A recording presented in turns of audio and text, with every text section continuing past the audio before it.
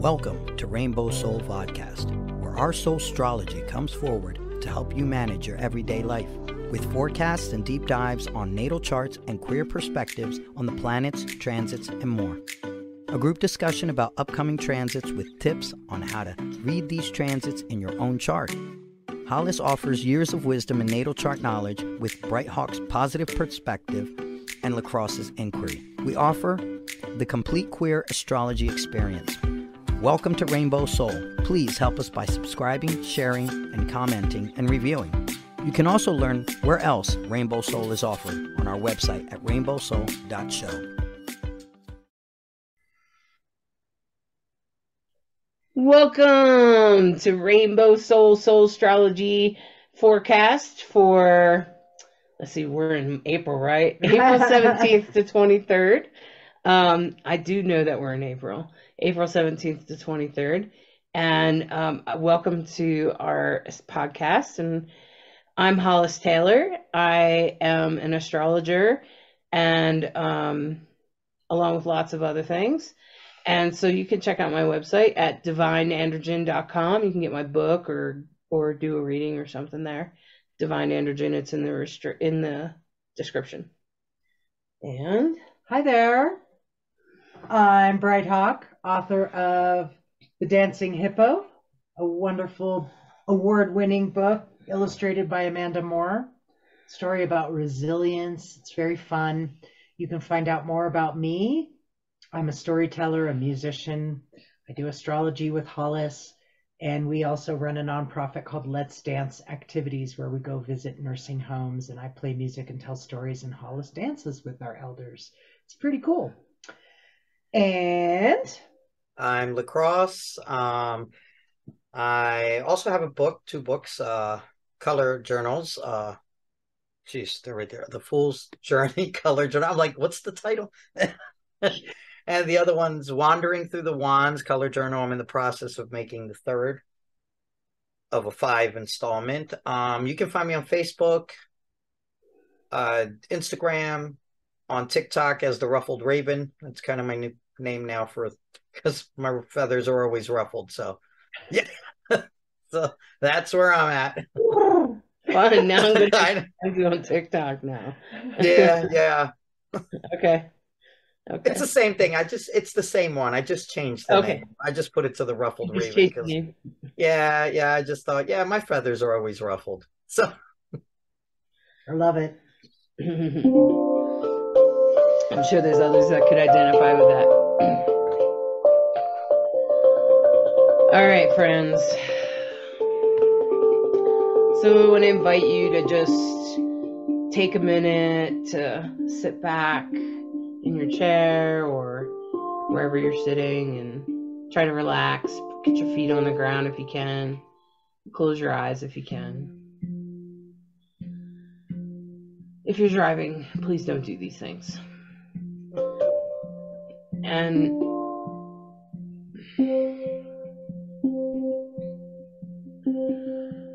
just take a nice deep breath and imagine yourself under the night sky with the moon shining bright and the stars filling the sky.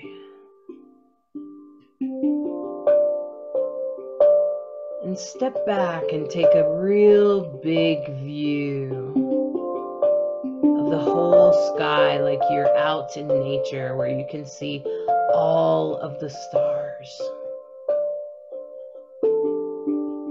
Where you're in one of those big sky places. Maybe you've seen some pictures of what that looks like. Where the sky is so big and it seems to be endless. There's bright stars and lighter stars and layers of stars.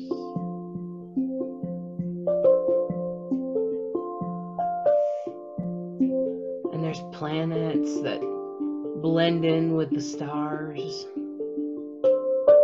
and the moon glowing lightly off to the side for sure hides a few stars with its light.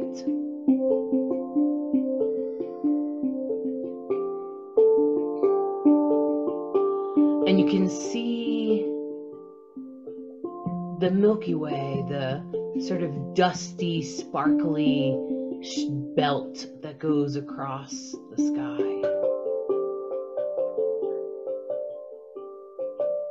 And when you're looking at that belt,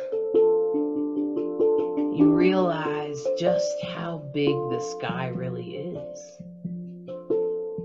How endless. How massively large and big it is.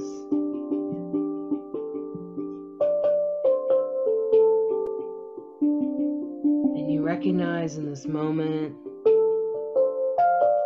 that the universe is speaking to you in symbology and saying that you too can be big and expansionful, and you can expand as big as the universe.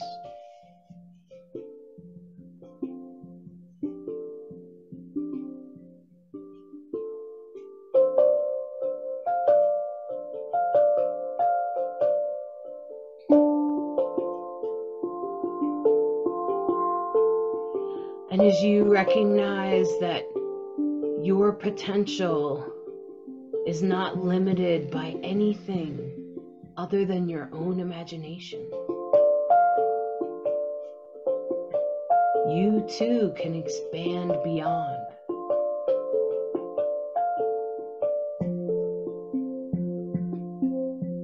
What would you do if nothing was in the way?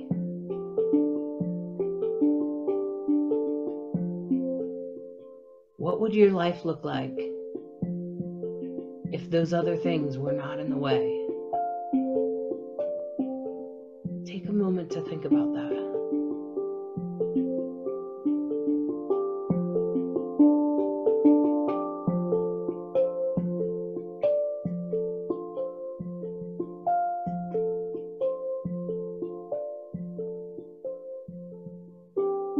When you dream about those types of ways of living, you put in your brain and into the universe that that's what you want to do. Let the universe know that that's what you want to do. Take a moment to send your dream to the universe.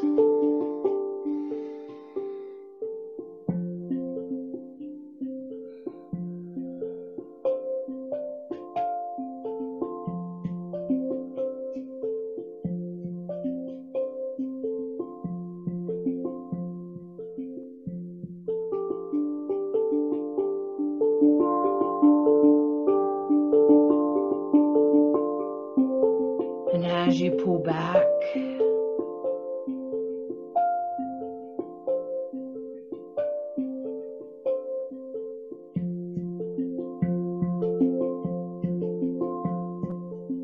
recognize that although there are miles between you and your dream, that it is possible. And maybe a miracle might just happen. Look at all the miracles in the sky. If you could count the stars, you could tell me how many miracles have happened.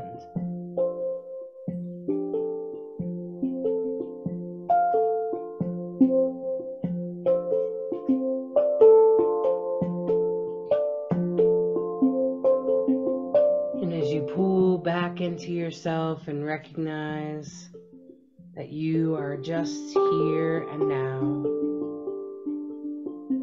and this is just one moment, and it will be followed by another moment, and another. And each of those moments could take you closer to your dream.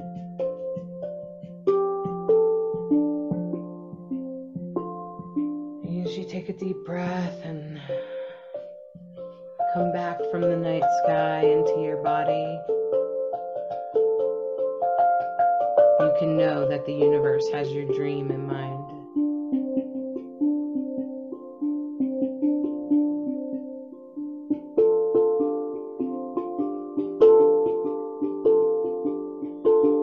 You can put your feet on the ground.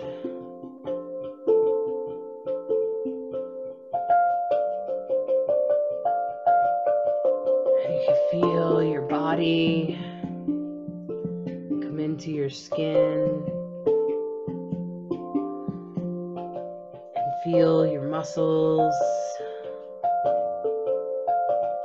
And be present in the here and now.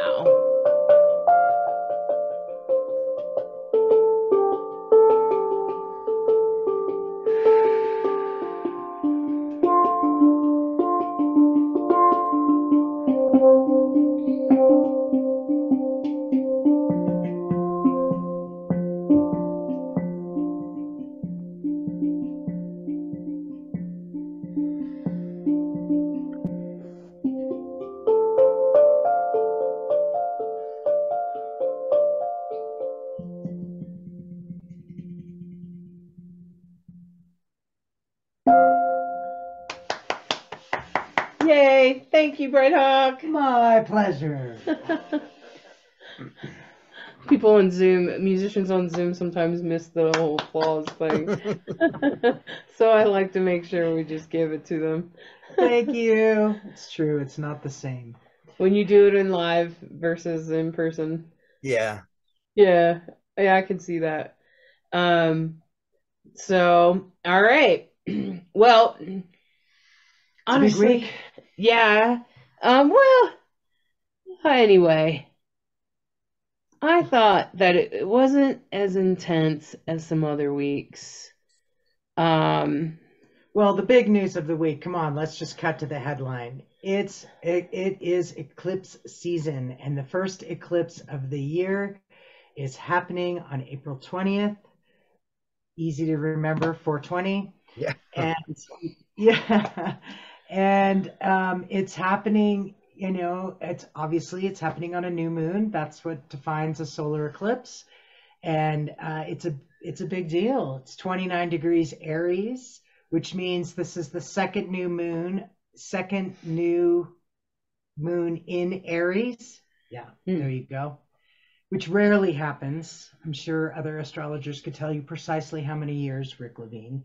But needless to say, that's kind of a big deal. And of course, on the same day, the sun moves into Taurus. So we'll wish our happy birthday to our Aries and a happy birthday to our Taurus friends. So I kind of think it's a big week. I sort of think it's a big week. And we're heading into a Mercury retrograde as well. So, it's kind of a big week. Yeah. Yeah. And there's the huge big blessing of the, Sun conjunct Jupiter. That's always a big deal. That's still going on all week. So that, that's a big deal. That's good. Okay. That's fun. Mm-hmm. Well, and the week opens up pretty soft, I will say. I thought so too. I thought we had a slow build. Yeah. It opens up on the 17th to be fairly soft. You can see those dark blue lines. Those will be the strongest energies you feel. And you can see that like Saturn is sextiling the sun.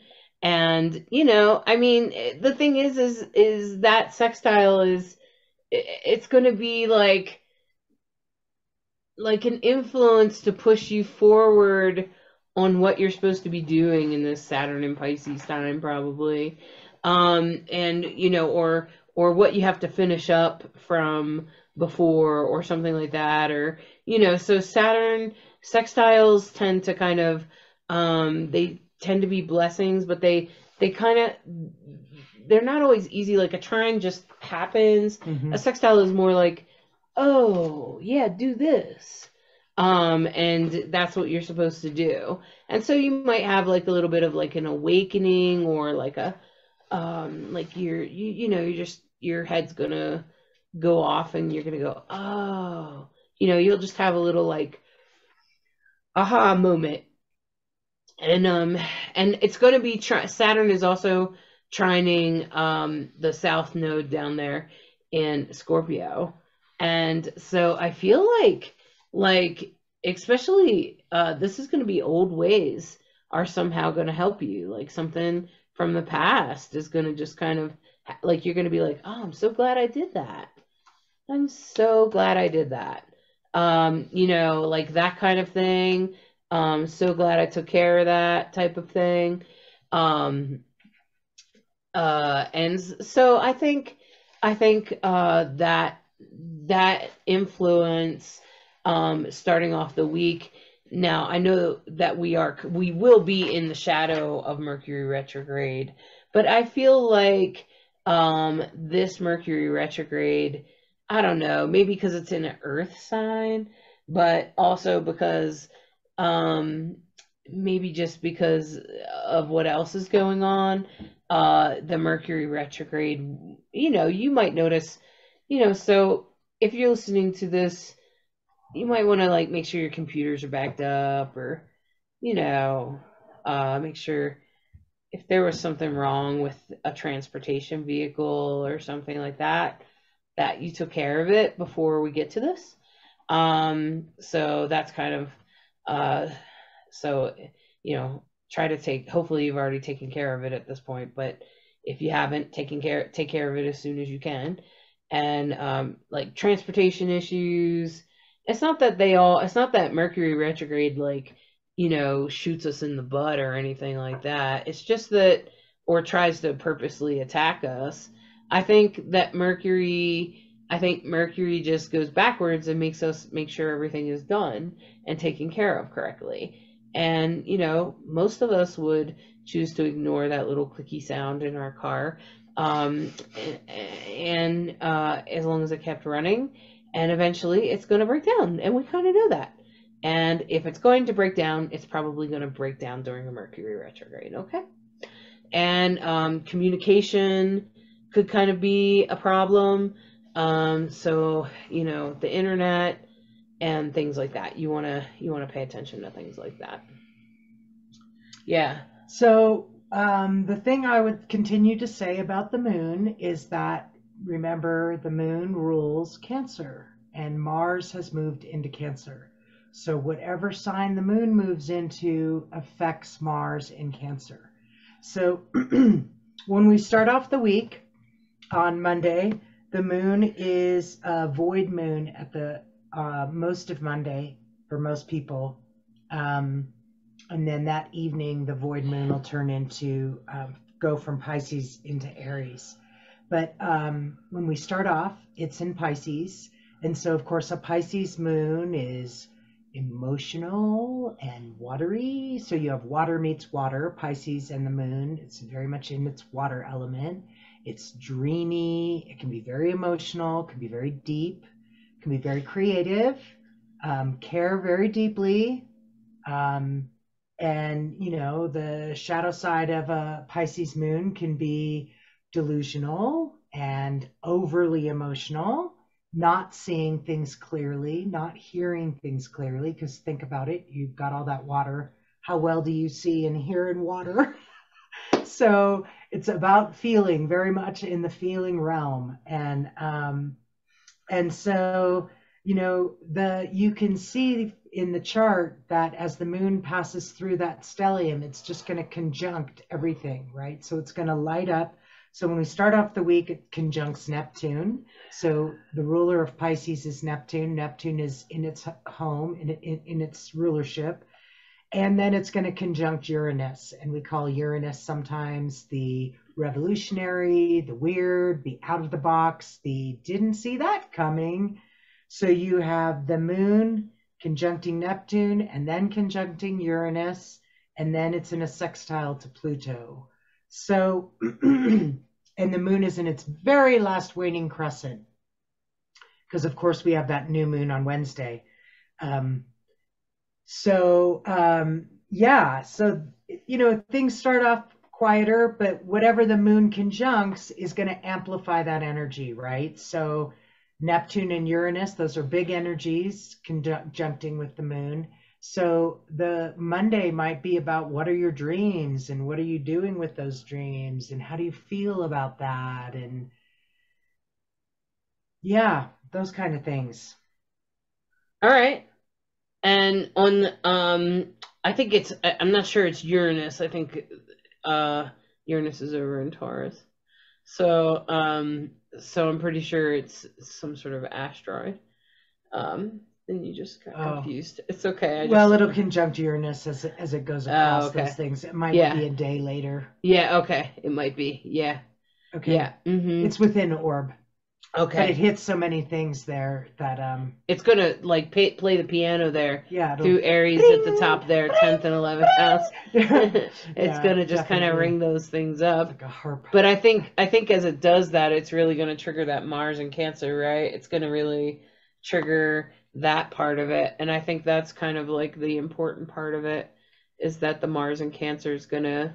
Right. So as we move into the dark moon, new moon in Aries, the moon is conjuncting Chiron. So what are you doing to take care of yourself, and how are you helping?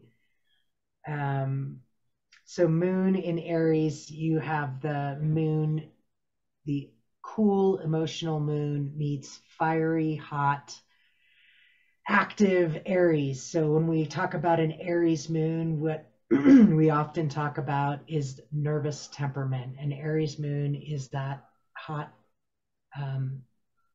nervousy. It reminds me of water meets fire. What happens when you drop water droplets on a hot pan? So it's also kind of anxious, right? Yeah, it's kind of like so if you have an Aries moon and you find yourself anxious. Yeah, so the fiery, and then moon in Aries is going to be talking to Mars in Cancer. So what do you want to do about it? Might be the feeling the emotions and what do you want to do about it? And then you have, and it's in a square, by the way, with Mars. And so, and then on the easier flow side is Venus and Uranus. Yeah, and I think sextile, by the way. Okay. Yeah, and as a sextile, moon sextiling Venus and Uranus. And I'm glad that not a whole lot is touching Mercury in this time. Like, you're in Aries, Virgo's pretty quiet. Gemini's just got Venus in there, which is a lot of love.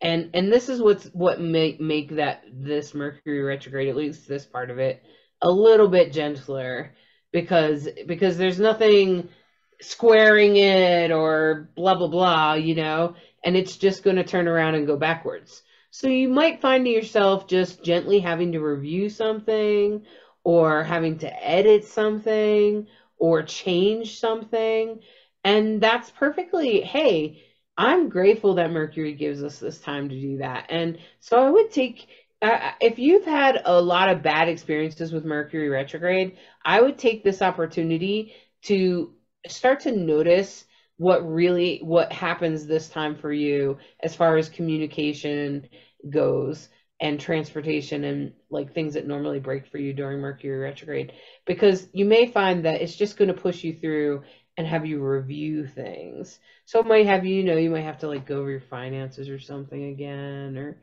especially in Taurus, taxes. That's what I start. I'm like, oh man, you might have to like, you might have to go look at your tax document again or something like that. So, but I think outside of that, I'm appreciating that the moon doesn't seem to be doing a whole lot of. No, and in fact, there's some sweetness, because of course it conjuncts Jupiter on the 19th. And so Jupiter, as we know, is the planet that makes everything bigger, for better or for worse. It brings happiness, it brings joy, it brings bigness, amplification. So when the moon passes through that Jupiter right there, there's all that crowded activity, and then hits the North Node and all that yumminess. So we call that, when there's all bunch of more than 3 signs in one sign, we call that a stellium. So Jupiter, Chiron, the moon, the sun, the sun is going to move from Aries to Taurus, and so will the moon for that matter. Yeah, a lot of activity up there. So depending on where all that lands, what house that lands in for you is going to tell you where it will impact you. And it's there's some energy for sure. Yeah. And if you haven't made your New Year wishes, you have a second new moon in Aries opportunity to do it. Great opportunity to think about what's important for yourself. What do you want to see for yourself? Maybe make a vision board or whatever it is. Make those wishes on this new moon. It's a great opportunity to really manifest your dreams. Mm-hmm. Yeah. So the eclipse is happening on the 20th, right? Yeah. Depending on where you are, of course, it would be the evening probably of the 19th to the 20th. Okay. Because it happens at 29 degrees Aries is when the eclipse happens. And then the moon moves into Taurus, and so does the sun on the 20th. So the eclipse is mostly for Taurus and the opposing sign. I mean, those are the people going to be mostly affected by it, right? So usually what Taurus happens, and Scorpio? Yeah, so usually what we experience is that the nodes, the north and south node, also known as the luminaries, they're the nodes of the moon. They travel backwards, and they are in a sign for usually 2 to 2.5 years. So right now they're on that axis between Taurus and Scorpio. Before they were between Sagittarius and Gemini. Right now they're between Taurus and Scorpio. So it hasn't clicked all the way over. So it is rare for the nodes to be in a different sign than the eclipse. So I hope you understand that. So 29 degrees Aries is the last degree of Aries before you go into Taurus. So this is a little bit of an exception as these things go. And then the next, in 2 weeks, we have a lunar eclipse, which happens on the full moon, and the full moon will be in Taurus. So that one matches up with the nodes, the Taurus-Scorpio axis. After this, it'll match up, but there's always that little bit of, few degrees of difference, and you're in a different sign. Okay. So, and the thing is that the North Node, which is our destiny, where we're going, where we're headed, is in Taurus, and the South Node is in Scorpio. And that's where we came from, the transformations we've come from, what we've been through, our mysteries, and as well as like the jealousy or the things that our fierceness, our elusiveness, those kinds of things. You may find that's where those kinds of things from your history that are scorpionic, and then they'll be in relation to the eclipse. And I find that eclipse usually are just like a moment, usually, right? It's just a moment. Yeah. And sometimes that moment leads to a revelation, because think about what eclipsing energy says and does.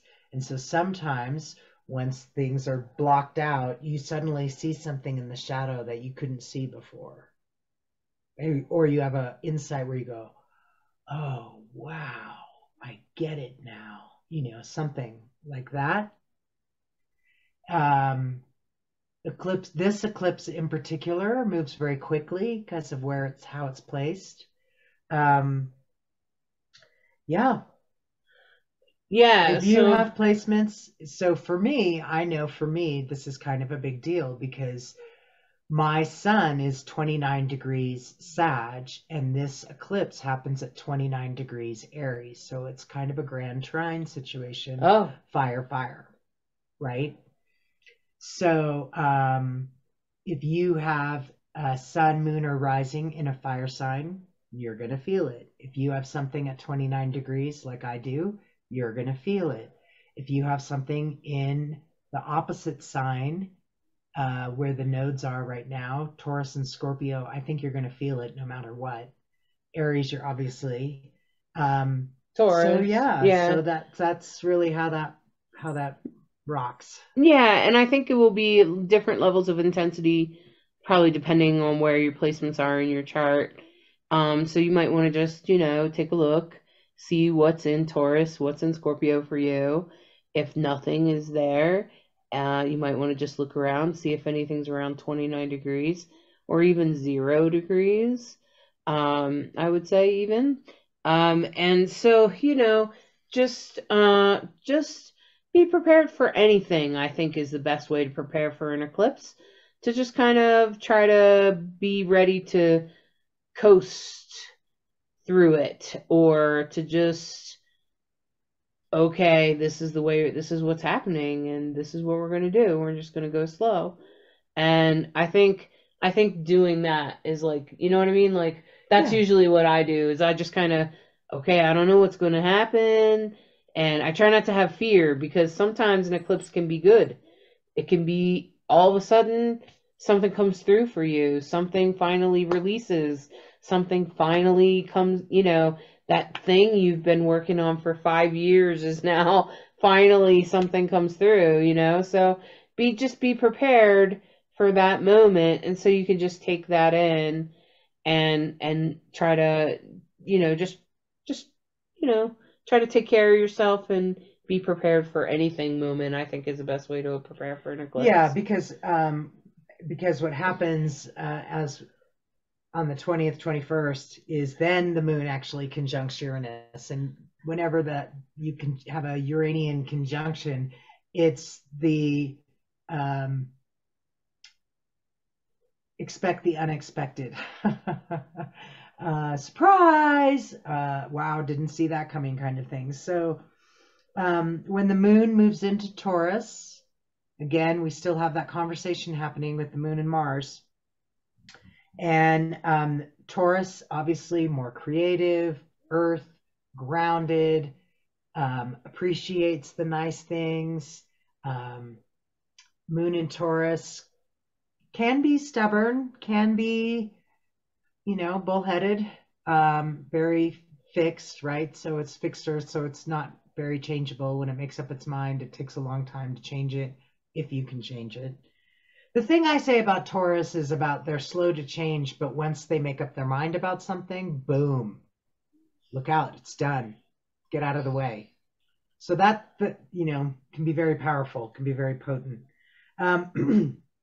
Yeah, and the 21st, if it's I see that it's conjuncting Mercury, that the moon is conjuncting Mercury on that day. Yeah. Yeah. Okay. And so the moon is conjuncting Mercury on that day, probably a little bit earlier in the day or something, because this is 11:11 in the morning. So, it could just be a couple of hours before, and it would be back a few degrees.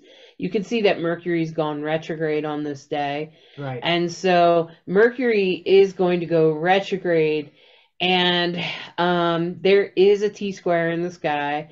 So I would guess that the 21st, it might be the most challenging day. Really, I mean, just because there's a T-square, you can see that square, see that red line from Pluto to Jupiter and the sun, has gotten a little bit darker, right? And so that's because it's becoming more in a line. The orb has become more exact, okay? And so that T-square is going to kind of start to light up. And so whatever happens on the 21st is going to be a lot of what happens in general for you. And, whatever that could be, and it could be anything. It could be something good. It could just be, but that this great thing creates this challenge, right? Okay, so you just don't know what it's going to be. So the best thing to do is to just take care of yourself. But Mercury will go retrograde on the 21st. So that's like the day it actually goes. And And when Mercury goes retrograde on that day, I usually notice that I have communication problems. I have a hard time communicating with people. I don't know, the words don't come out right or something. I don't know, they're backwards or something. I don't know. I've tried to figure out what I don't do, but it's easier to just accept that Mercury's in retrograde and take a deep breath and say it again. So I find Mercury in retrograde right now on the 21st. But the good news is that Mercury will be, if you're not a Virgo or a Gemini, Mercury retrograde won't bother you as much, I think. I think for Virgos and Geminis, if you have a strong Virgo placement, it could be Virgo rising or Virgo moon. Remember, it's ruled by Mercury, and so is Gemini. So that means Mercury retrogrades are going to be a little bit more intense for you usually. But also, if you have Mercury in retrograde, things might actually go really well for you. And things might actually, like, you might get a huge blessing. Something might come true or something. You just don't know. And it just depends on your own chart. Yeah, and what we're talking about are the transits. Everything moves, everything changes. So depending on what you concentrate on has a lot to do with, what you give energy to grows, right? So Sun conjunct Jupiter is considered very blessed, very lucky, very what do you want? What are you working on? What are you doing about it? The Sun conjunct Jupiter is winning the lottery, but you got to buy the lottery ticket, right? So you can experience luck, but you got to do some stuff to get there, right? You can't win the lottery if you don't buy the ticket, right? That's kind of the best metaphor for this. Sun conjunct Jupiter can be very, very blessed if you're using it, if you're telling the universe, this is what what I'd love more than anything in the world. This is what I'd love, This is that kind of energy. It has a lot of opportunity. So leaning into that and finding yourself going for it on what your dreams, visions, desires, what lights you up, paying attention to that. If you have an instinct about something, go this way, not that way, especially as we go towards the end of the week. You have this really incredible energy. It's really big. Jupiter's the biggest. So yeah, and I feel that T square there, so you can see it again. A T square is the opposition where there's that dark red line going across and almost like a triangle, okay? And it's pointing over to the right there, and that's Pluto and Aquarius there. And I find that with T squares, it's best not to engage in the opposition. It's better to engage in the other energy and try to figure out how to master that. And with Pluto and Aquarius, embrace what, maybe you have to learn how to, maybe your computer has gone cuckoo for Cocoa Puffs and you have to learn how to fix it yourself, or you have to read a tutorial on how to do such and such to fix your car or something like that. Or there's a YouTube channel, you gotta watch a video, right? Okay. And I'm just saying that, that kind of inspiration can really help you. So just try to engage in what's the transformation, what's the thing I have to learn or whatever, especially if you're in a rough moment. And if that's still lingering by the 23rd, although the 23rd, I think you'll have figured it out by now. I don't think this is going to be like a long lasting energy, like an eclipse, like it's not going to last for days or anything. It's just the 20th or the 21st, something's going to happen, and it's going to be like kind of like a lightning strike, but it'd be like, that song, total eclipse of the heart. That's exactly what she's talking about when she sings those lyrics, is from one side to the other side. Something's going to go from black to white. So, if you and your partner have been arguing and they've been committed, and now all of a sudden they decide to leave, okay? Or someone might back out of a commitment, or someone might um uh someone else might decide to do something differently that affects you, or you might decide to do something differently. Okay, you might flip flip over, okay? And that's okay. Just allow it to happen. Know that that's the eclipse helping you. Don't resist it. I think that's probably going to be the hard part. If you resist whatever's happened, like, just accept what's happened and then try to deal with it. Yeah, because you have the moon conjuncting Venus on Saturday, and the moon then moves into Gemini, and the moon in Gemini is very diplomatic, the thinker, uh can see multiple sides to the story. So yeah, with the conjunction to Venus, there could be revelations in your relationship one way or the other, and that can be a good thing.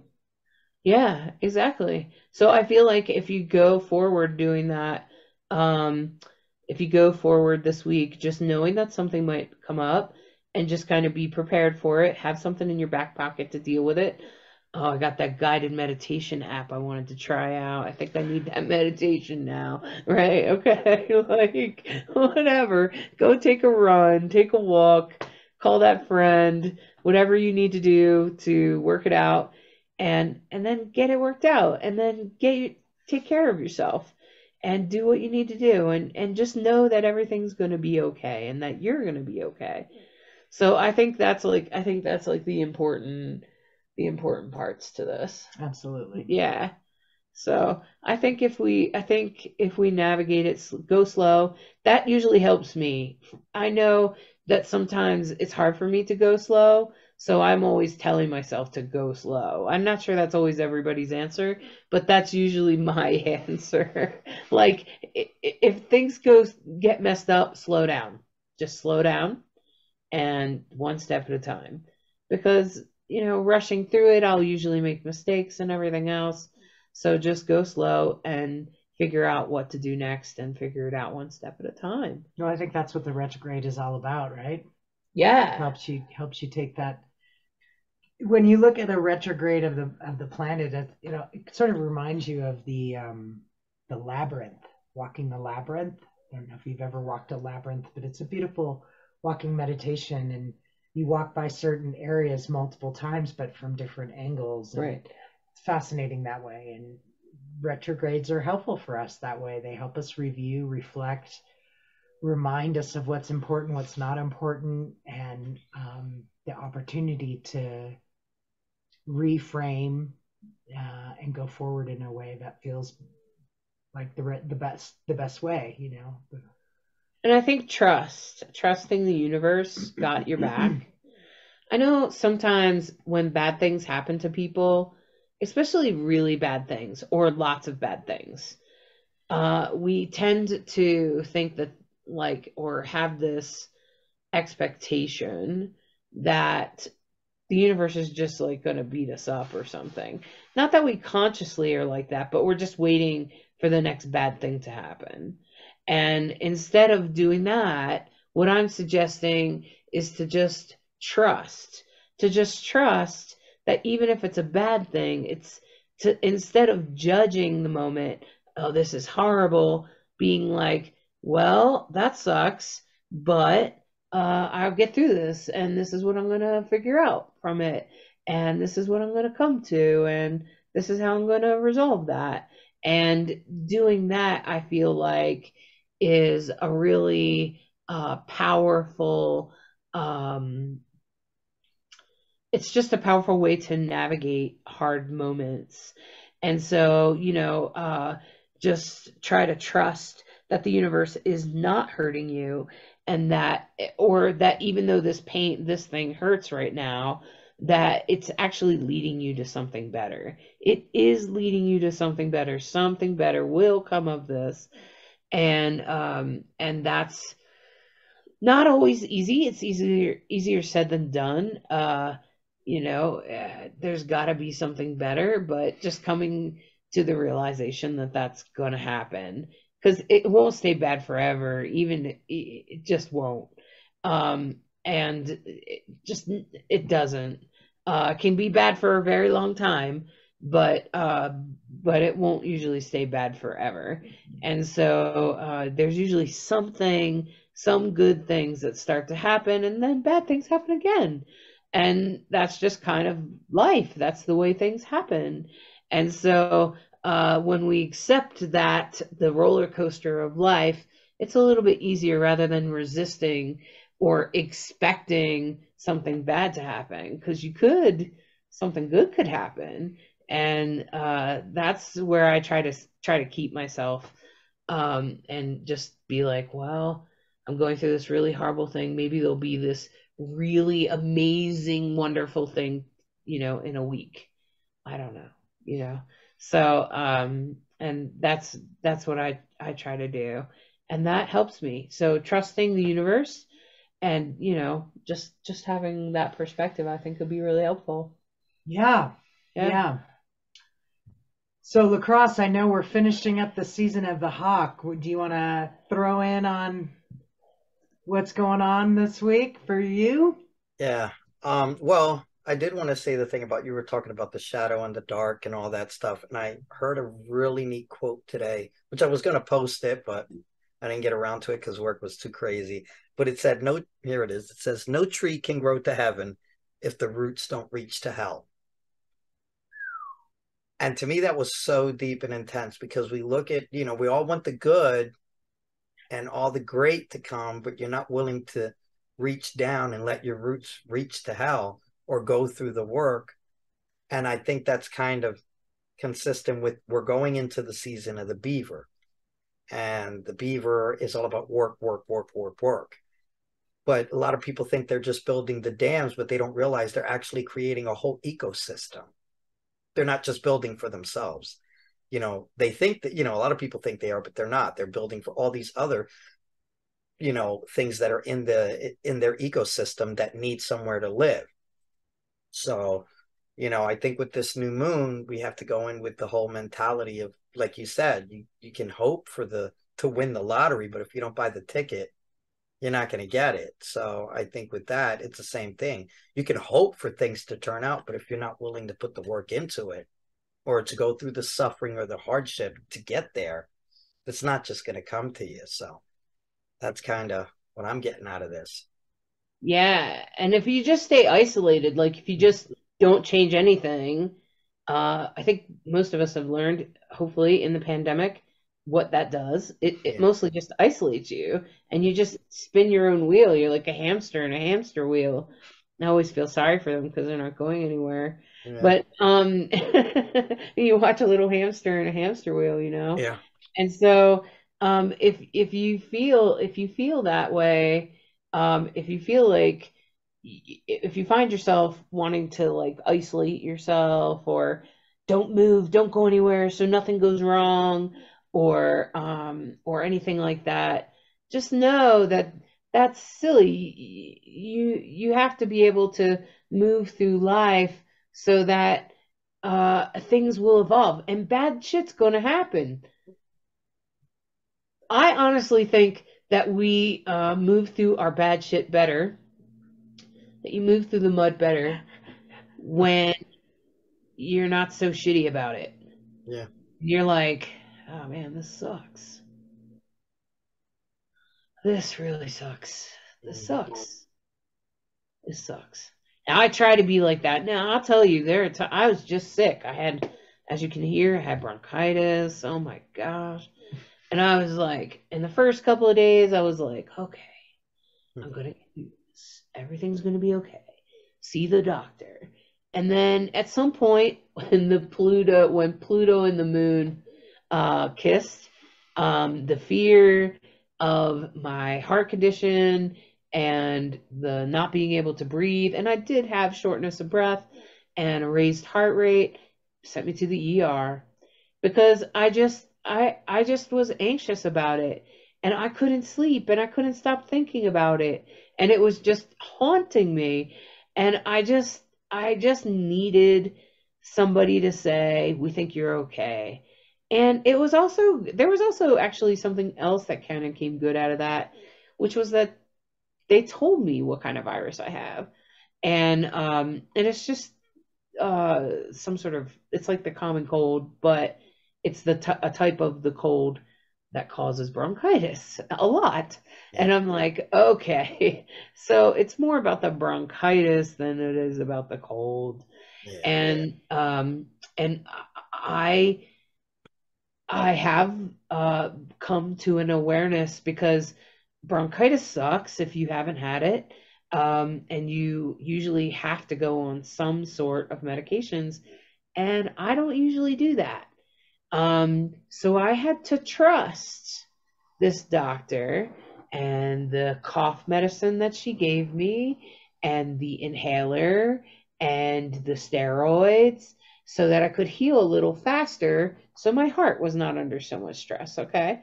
And so I've had to trust this medication, which is probably good for me if I'm going to have a surgery in the future, okay, to help correct my heart thing. But I've been a naturopath, a natural medicine person. I'm 48 years old. I've been a natural medicine person since I was 18. That's a long time. Not that I haven't taken medications, because I have, but usually they don't work out well for me.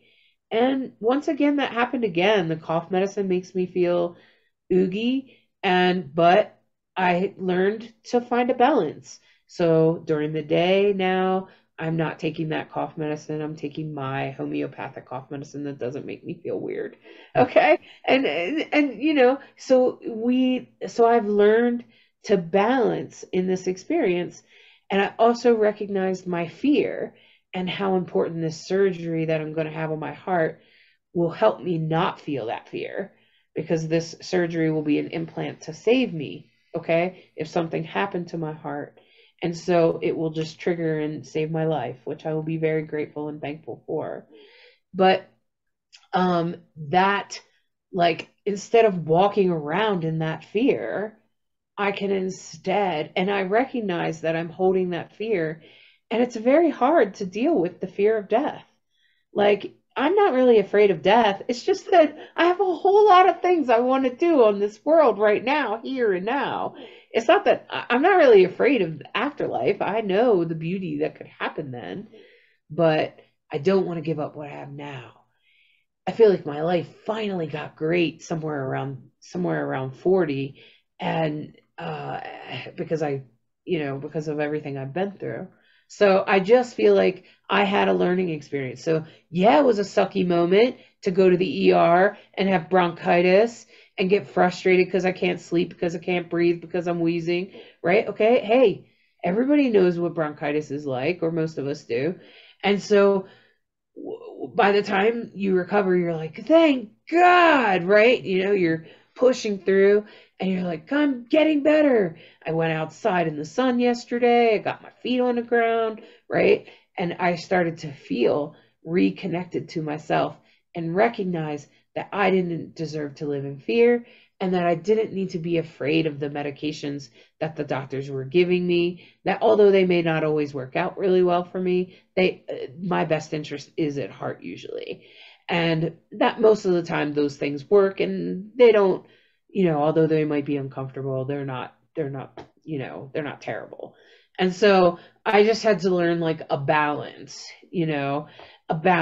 and balancing my natural medicine with this medicine. And that's my thing. So I'm just going to share that, because I feel like that story can help you. I could have, trust me, I am not good at being sick. I'm not good at it. I just not good at it. I get frustrated. Ask Bright Hawk. I cry. I can't stand it. Okay. I can't stand it anymore. It drives me crazy. And then add the fear of a heart attack on top of it, right? Legit. Yeah. That's legit, man. It's crazy. I said I get sick and tired of being sick and tired. I just Yeah. yeah. Yeah, I was like 5 days in. I think it was like 5 full days of down and out. Nothing. Right? So it was hard. Yeah. So I think most of us can relate to that. So now I'm gonna pull 3 cards. Did you have anything else, lacrosse? No, no, that was it. Just get ready to be busy as a beaver the next month. Yeah, So because we're leaving the time of the hawk mhm. to the time of the beaver, right? Yep. Yep. So Yeah. you're going from flying to boom, you're now back on Earth. And you're building. So Better get your supplies. yep. That's Yep. right. And the good thing is they don't ask permission, they just take what they want. So that's okay too. Ah, okay. Okay. So, Okay. Well, and that's good. So I'm going to pull 3 cards that will just take a look at our week here and see what kind of wisdom comes through the cards. And in the past, my friends, we have been through some major. I'm going to pin it. Pin it. There we go. In the past, we've been through some major transformations. That's what this is all about. This is the High Priestess card. But she is beautiful. Why do I say transformations? Well, look at her. She's a moth. And transformation. But look at the beauty that she is. I've seen some beautiful moths. Wow, I've seen some beautiful moths. And moths are like butterflies to me. So in that sense of transformation, and they're just like coming out of the shadows. Although sometimes I'm like a moth to the light. Don't do it. Um, that also occurs to me. But you can see here she has a candle right in front of her. Boom, to the light. And remember that moths are drawn to the light for a reason. Um, and being drawn to the light, being drawn to forward, that is something that happened in the past for you. You know what transformations you've been through. You've been through some stuff, man. You have been through some crap. Excuse me. You have been through some crap. And so just as you're going forward, just recognize that, remember where you've come from, remember what you've been through, remember what you've overcome, remember how you've transformed in the past. It will be very important as you get through this week. Now, this is the Knight of Pentacles. This is one of my favorite cards, maybe because it's a trans man, but he's up on the seahorse, and he's got the symbol on his arm there. You can see it for transgender, or having both genders, or however you want to see it. And he has the transgender flag around the seahorse. And so you can totally feel his energy is strong. He has all he needs, and he's going forward. So whatever happens to you, just remember you have everything you need to get through that moment. That's exactly what this is. This is a reminder that you have the strength, you have the power, you have the tools. Everything you need is within you. You just need to embrace it, use it. So for some reason, whatever's happening, spirit wants you, the universe wants you to use that thing, to bring that strength forward, because your strength might be called upon. And that's exactly what this is. This is the Knight of Pentacles. And it could be physical, it could be financial, it may not be super luxurious. It may be like, shoot, I forgot to pay that bill. Okay. Or whatever. And then you can just go back and try to make it better. Okay. And do whatever you got to do to fix it. And that's what this is all about. This is just about having everything you need in your hands, and having the strength you need, and going forward just be aware of what lessons you learned from that. This is a Queen of Pentacles, another really powerful card. This is a Queen of Pentacles, and she is like in her glory, right? Because she has recognized exactly who she is, embraced who she is, and is fully in her light. She is fully in who she is and fully aware and present.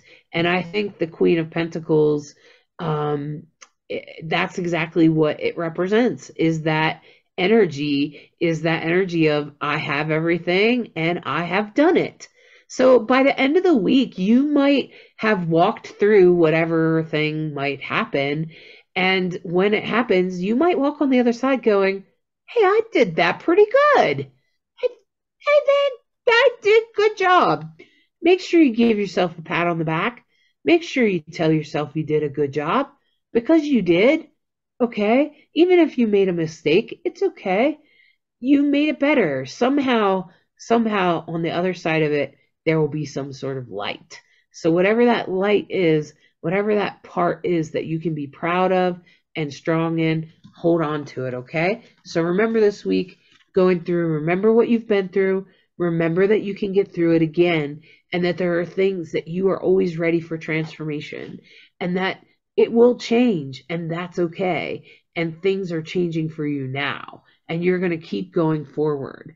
And as you go forward, just recognize that you have all the tools you need. Remember this seahorseman. That's what I'm going to call him, a seahorseman.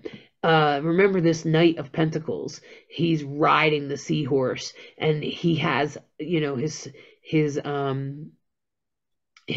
shield with him and his sword, and he's ready. He's got everything he needs, and he's got even like a couple backup jellyfish guys there.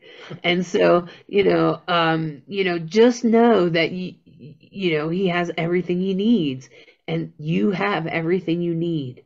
Everything. Just might have to stop and think about what you need to use next.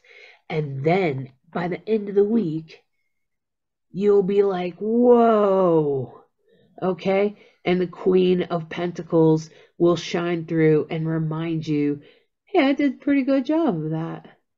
Hey, I managed that, okay? And, forgive yourself for any mistakes that you made. Let it go and move on. And just take any lessons going forward.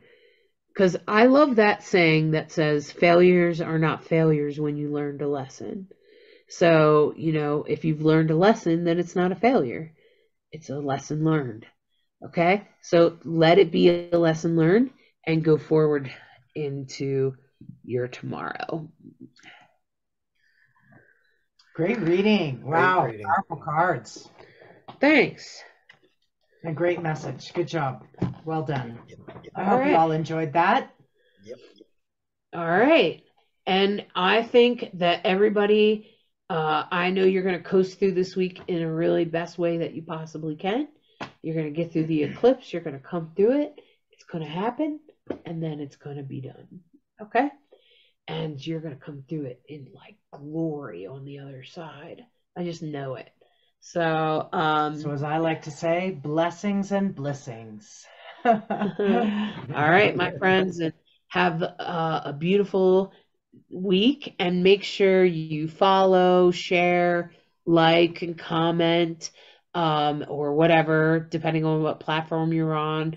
Please reach out to us if you're called to, and check out our description, and you can check out some of our links, and we'd love to hear from you. All right? Thanks so much. Have a great time. Bye-bye. Bye-bye. Thank you for listening to this week's Soulstrology and subscribing, liking, sharing, and reviewing. We hope you enjoy this dose of Soulstrology and encourage you to embrace the week ahead with an open mind and heart so that you may integrate the deepest of lessons from the stars. Take a moment to step outside and honor the planets, stars, and moon in the sky with your heart. Integrate the messages that resonate and leave the rest for someone else. We deeply appreciate each and every one of you. Always remember that you are a perfectly unique human with an exclusive star map of your destiny, your soul purpose, and your heart's desire. Thank you again for tuning in to Rainbow Soul.